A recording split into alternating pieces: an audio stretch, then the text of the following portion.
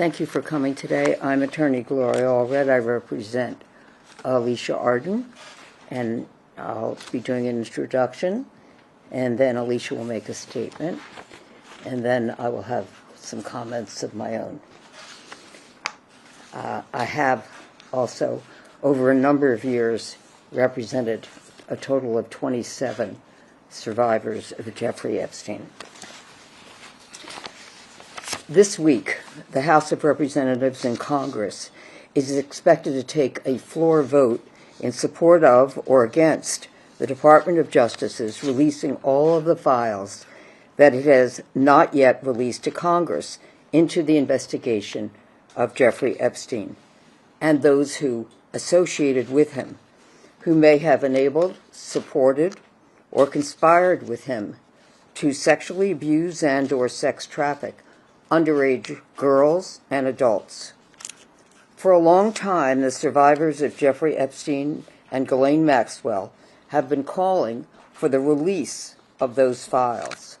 While thousands of pages have been released to the House Oversight Committee as a result of the subpoena, which they authorized, thousands more pages have not been provided by the Department of Justice, even though polls show that the majority of Democrats, independents, and Republicans in the public have supported the release of those files.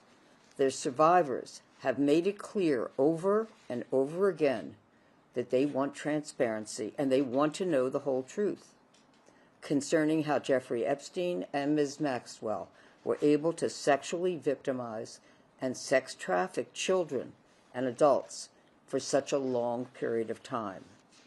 Alicia Arden, who is here with me today, is the first victim of Jeffrey Epstein to have proof that she filed a police report because of what Epstein did to her.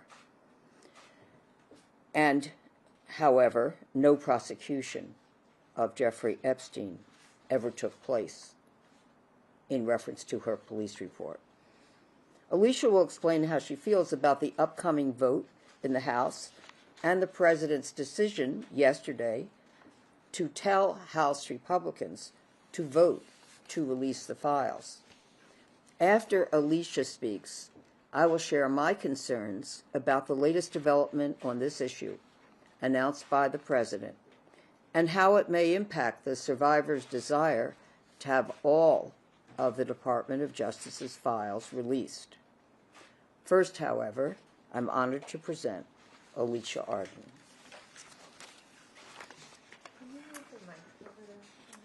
Closer? Yeah. Sure.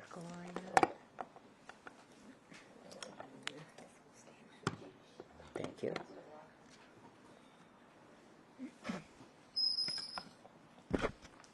Okay. Thank you, Gloria. And thank you all for coming. And this has been a very... Could you speak up a little? Oh, okay. Thank you, Gloria. Is that better? Thank you. Thanks all for coming. This has been a very emotionally draining week for me, as I'm sure you all can imagine. And it's been very emotional for so many of the survivors, myself, of Jeffrey Epstein. And the current administration promised during the campaign to release the Jeffrey Epstein files, but all the files were not released due to the House Oversight Committee, even though the campaign and the committee had subpoenaed them. President Trump just told everyone to just move on. And then this week, revelations came out in emails from Jeffrey Epstein's estate, which mention President Mr. Trump. And that same president who told us to move on threatened a Republican member of Congress who changed her vote to support the survivors. And then, when it became clear that many Republicans wanted the vote to release the files, and then the president changed his position. And as now told Republicans in the House to vote for the Department of Justice files to be released. So, as you can imagine, the events of this last week has completely been, it's hard for me to say, it's been very much a complete slap in the face to the victims, myself, who are just reaching and searching for justice in this matter.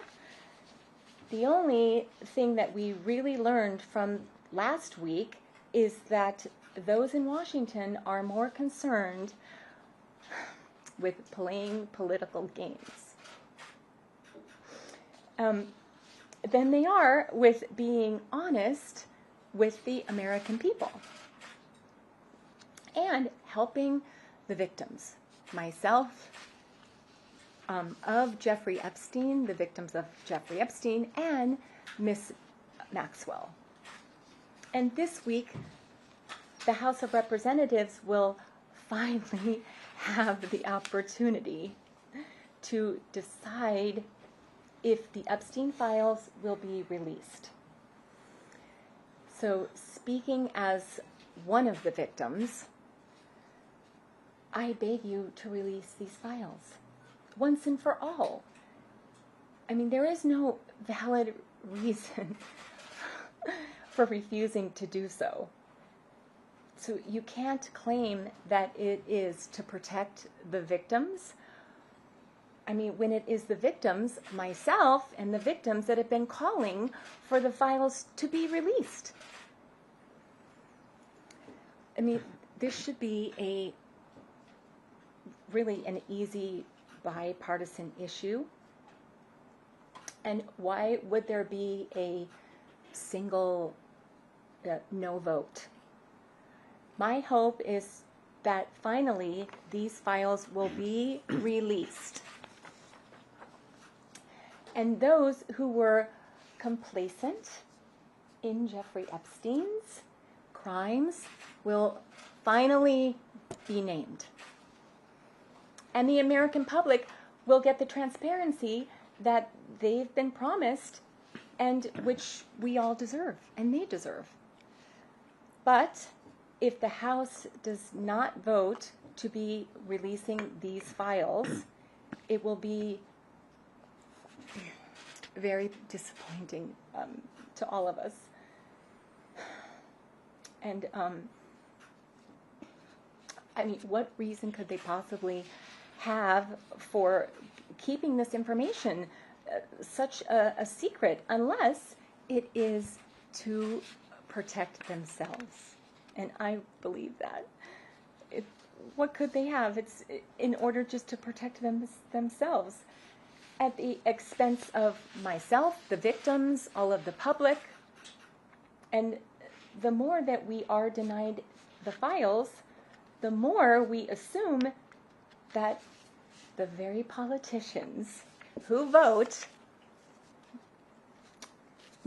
appear to be doing and so to hide the facts for their own political or personal reasons. So once again, I appeal to the members of the House.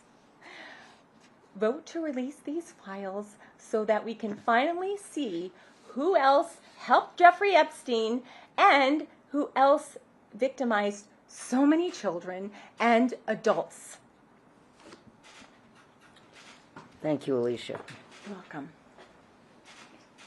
I would like to begin by thanking the President for urging the Republicans in the House to vote to support the discharge petition and on the floor to release the Epstein files. However, I am concerned with what the President has not said. First, he has not explained to the public that a vote to release the files is not really necessary. The House Oversight Committee has already subpoenaed the files, and some of the files, but not all of them, have been released. The committee could seek a vote holding the Department of Justice in contempt, but most likely they do not have enough votes to take that step.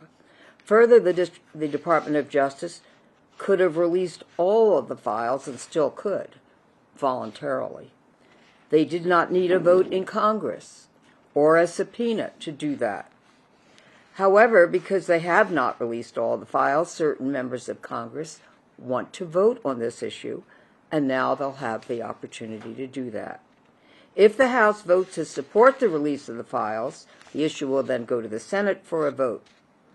I note that the President has not urged the senators to vote to release the files. Even if the senators do vote in favor of the release, the bill will then go to the President. And the President has not indicated that he would even sign such a bill. Further complicating all of this is that the President has directed the Department of Justice to investigate high-level Democrats who are mentioned in the Epstein files. Attorney General Pam Bondi said she would do that, and she directed the Justice Department's office in the Southern District of New York to open the investigation.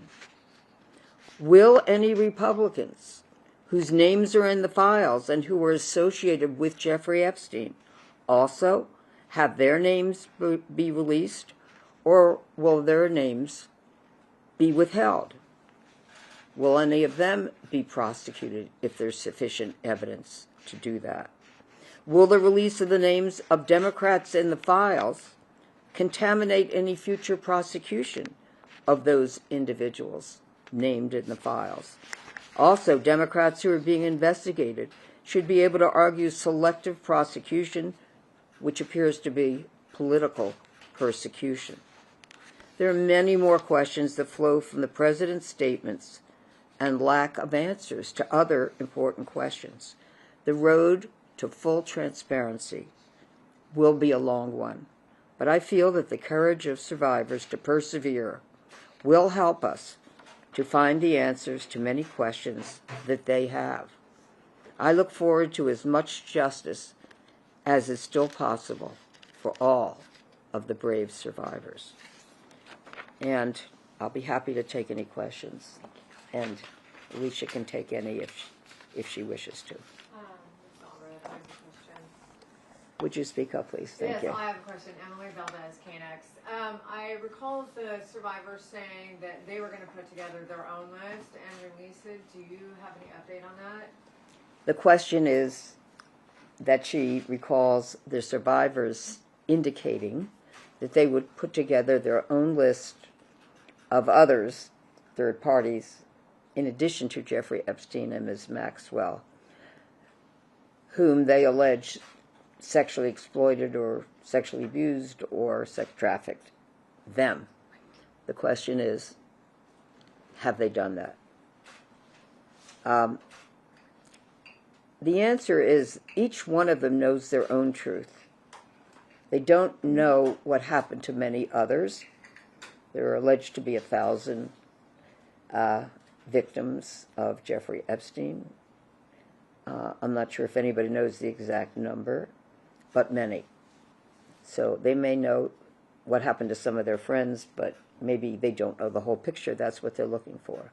As to the actual release of the names, that would be very dangerous for the survivors to do it. And there are many attorneys involved, and I have no doubt that the attorneys have warned them that if they release the names of others who sexually abused them and said, Mr. X raped me, Mr. X sexually assaulted me, that they could be sued by the person whose name they released, who would then say, you have accused me of a crime because rape, sexual assault of a child, these are crimes. And that person was likely to say, you have defamed me, I'm innocent, I didn't do it, and therefore I have filed a defamation lawsuit against you. Most of these survivors do not have sufficient funds to pay an attorney to defend them against a civil defamation lawsuit, which could run hundreds of thousands to potentially over $1 million in fees and costs. That's a danger, and they could be tied up for years in depositions and in that lawsuit, even if it goes to trial, which it may or may not ever go to trial.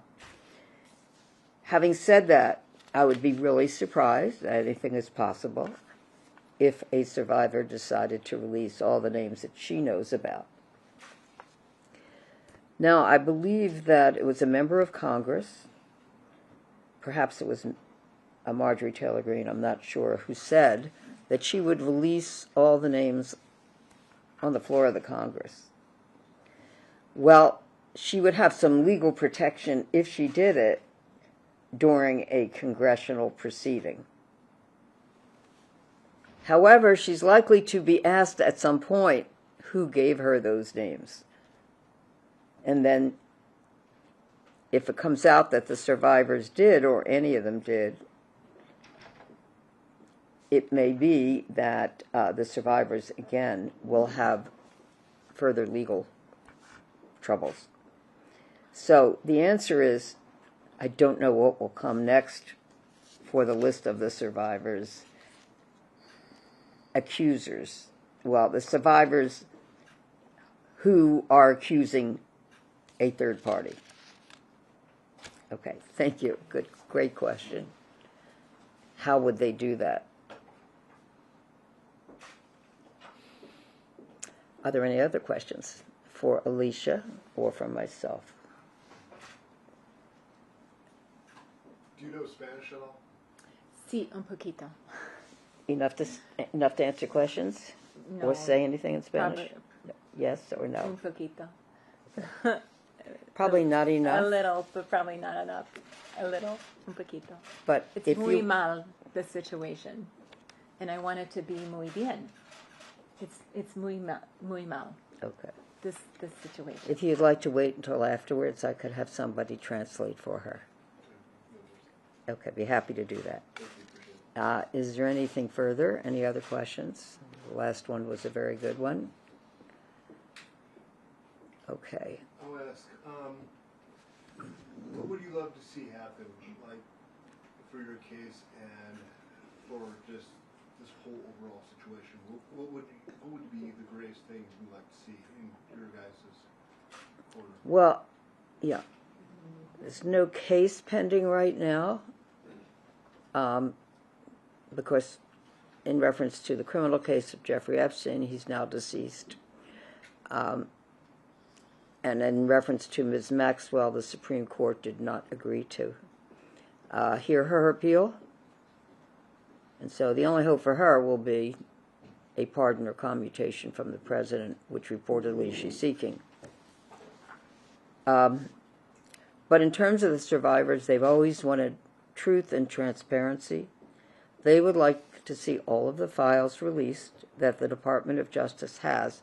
That, in other words, that would include investigative files from the FBI, from Homeland Security, and from any prosecutions which took place. I mean, the Jeffrey Epstein prosecution had begun, and then he died mysteriously in New York in custody. And they'd like to see all the files released from the Ms. Maxwell case as well. So that's what they're fighting for, is accountability and justice. It's not over just because there's been conviction of Ms. Maxwell and death of Jeffrey Epstein.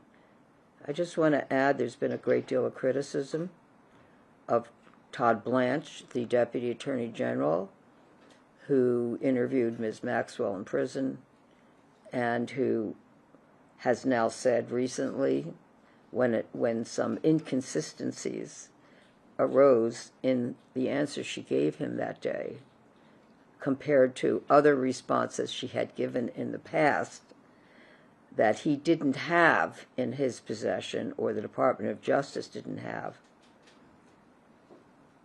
emails from the estate of Jeffrey Epstein. So that raises even more questions.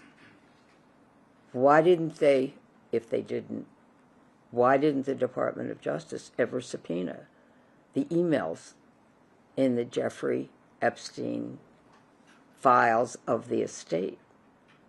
How could a Deputy Attorney General of the United States go in and interview a convicted felon without having possession of those files? Again, more questions than answers. I don't know any prosecutor who would have done that. And of course, to have that high-level prosecutor even interviewing Ms. Maxwell is also very suspicious as well. Any other questions? If this doesn't work, you know, Trump wanting to release the names and stuff, what do you think would work to finally, like, get these files, get these names? Like, this case has been going on for a long time. And again, now, because he's directed the criminal investigation of these high-profile Democrats, such as former President Clinton and others, this further complicates the whole situation. Is the Department of Justice going to say, well, we can't release anything that would be the usual profile in reference to these Democrats because we're investigating them, so we can't let the public know any evidence about them? So will they use that as a reason not to release that part of the files? But then what about any Republicans, high-level, rich, famous, powerful men who also associated with Jeffrey Epstein, who were Republicans? I want to just add, in all my years involved in this case, and and discussions with many survivors of Jeffrey Epstein, not once has anyone said to me, is the person who sexually abused me a Democrat or a Republican? It's not something they cared about. They just wanted justice for him. They didn't care if he even ever voted or was an independent or not affiliated with the party. So now we're just involved in this political bloodbath, trying to get answers. So all I can say is when the fog of political war clears, I certainly hope that the survivors of Jeffrey Epstein will have more answers and information than they have now. I have one Go more. ahead. Oh, I wanted to get, Ms. Alden, is it okay, are you comfortable sharing a little bit of your story of what happened to you with Jeffrey? You want to get closer here to the camera? I'll move this. Okay, go ahead. Well, I have been asked this question many times, and I always say, which is the truth, I speak to you as if we are coming back in 1997.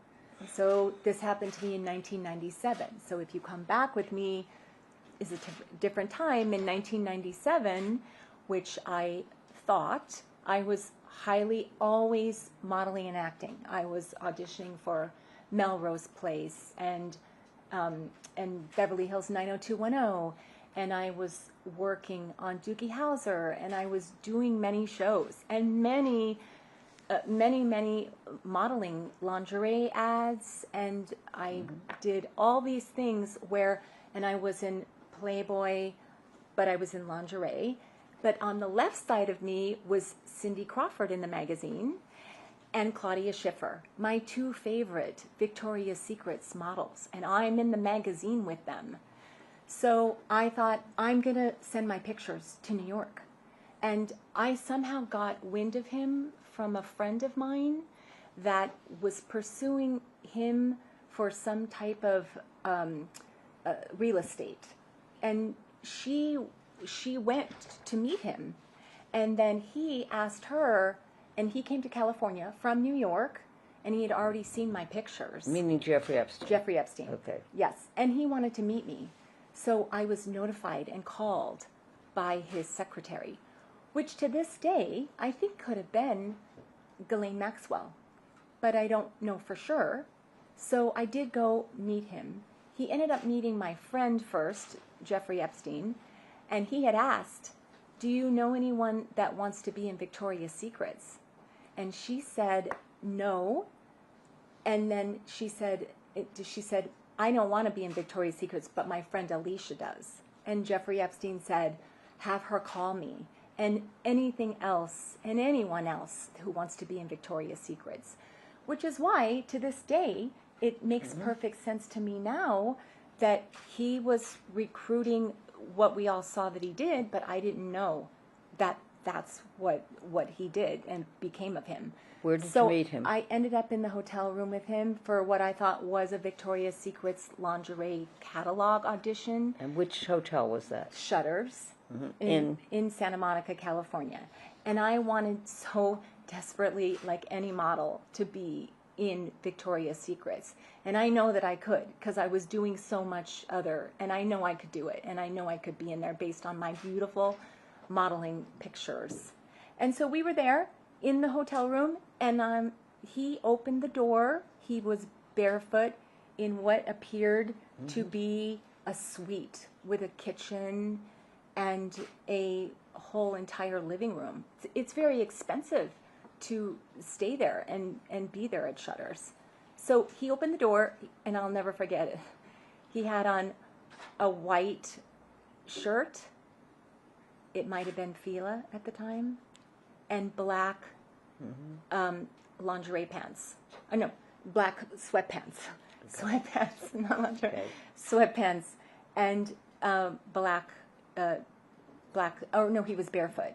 So he wanted to see my portfolio, and so it was going well until he said, "Come closer to me, and then I want to start handling you." He asked me to turn around, and normally in an audition you might end up in a bathing suit, and you take off your wrap and you in a bathing suit and you model and turn around, which is legitimate to do that. But then he wanted me to come closer, and he started touching me, and I just couldn't handle it anymore. And he said, "Let me manhandle you," which I've never heard that word, and it's very upsetting because he said that to me. I've never forgotten it. And he wanted to manhandle me and start touching my buttocks, my stomach, my hips and thighs, and my chest, and it just was becoming apparent that I just felt like I was going to just involved in a situation I didn't want to be in. So I wanted to leave. And so I said, "Jeffrey, I'm going to leave." And then he said to me, "I will give you $100.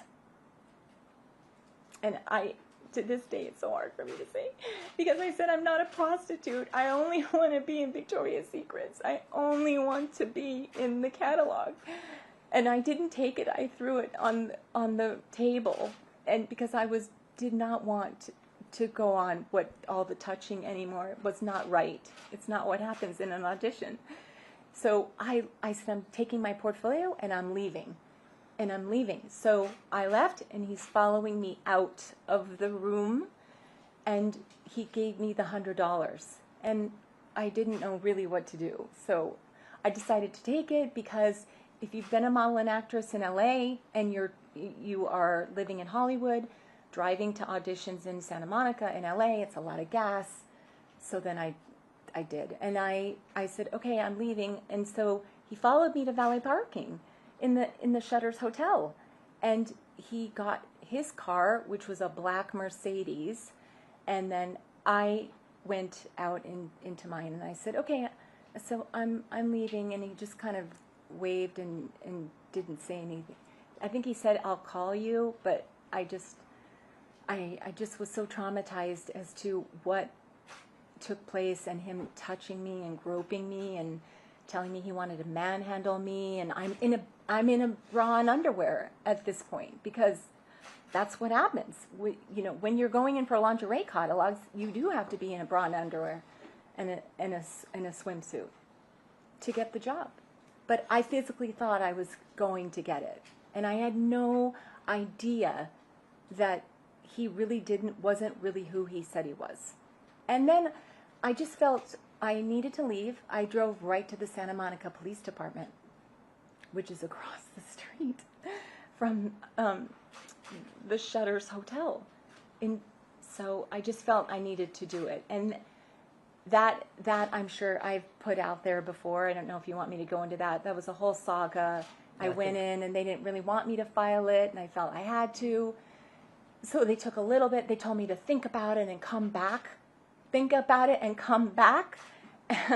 And so I just really wanted a female police officer, which I ended up not getting. But I did it, and to this day I'm happy that I did. And I said everything in my statement that, he was touching me and groping me and taking my clothes off. As to my clothes are off, but I just felt I needed to get out of there. And I felt I had to file the police report. Because what if he was doing this to other girls? I'm solely in there for, a legitimate audition. And he's already seen my pictures, but I did get a phone call from a woman. And then, when I was in the room, I was crying in front of him a lot because I wanted to get in the catalog so bad. And he was saying, well, you look great in this picture, but then you look really busty. He did say that to me. You look really busty in this picture. And I said, I'm very fit. I'm in fitness magazines. A camera can appear bigger or not. So that's great. And so then he did say that, and then he said, I'll have to see, and then I started crying. And then he did get another phone call on his cell phone in front of me, and I, to this day, I can't prove it, but I think it was Ghislaine Maxwell, allegedly. I think, because they were together in 1997, right? In 1997. And then she got a phone, she called, maybe, he answered the phone, and he said, I have this beautiful girl in front of me, and she's very upset, before I said I had to leave. Mm-hmm. I was crying in front of him because I wanted to desperately get the catalog, the magazine so badly. And so he said, I have this beautiful girl in front of me, and she's very upset. Okay. And I think it was her, but I can't prove it, but I think it was her. Thank you. Okay. Anything else? Thank you very much for coming today.